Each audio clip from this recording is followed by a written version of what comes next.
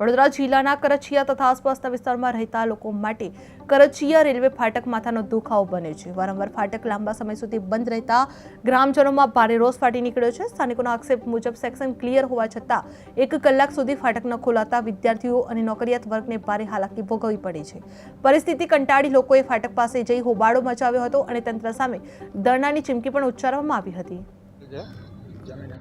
Railway ફાટકની બાજુમાં અમારા ખેતર આવેલા છે। અમે ખેતી કરીએ છીએ વર્ષોથી, જ્યાંનો જન્મ થયો ત્યાંથી ખેતી કરીએ છીએ। મારા બાપ દાદા બધા ખેતી કરતા હતા, અમે બી ખેતી પર નિર્ભર છે। મને ખબર છે ત્યાં સુધીને હું સમજનો થયો ત્યાં સુધીમાં આજ સુધીમાં રેલવેનો પ્રોબ્લેમ આજ સુધી સોલ્વ થયો નથી। એના થકી ઘણા બધા પ્રોબ્લેમ થયેલા છે, અગાઉ બી પ્રોબ્લેમ થયેલા છે। રેલવેનું ઓઇલ, ગંદકી, બધું ચોમાસાનું પાણી બધું અમારા ખેતરમાં રોકાઈ જાય છે। પાકને ઘણું બધું નુકસાન થયેલું છે। અગાઉ બી વારંવાર રજૂઆત કરેલી છે।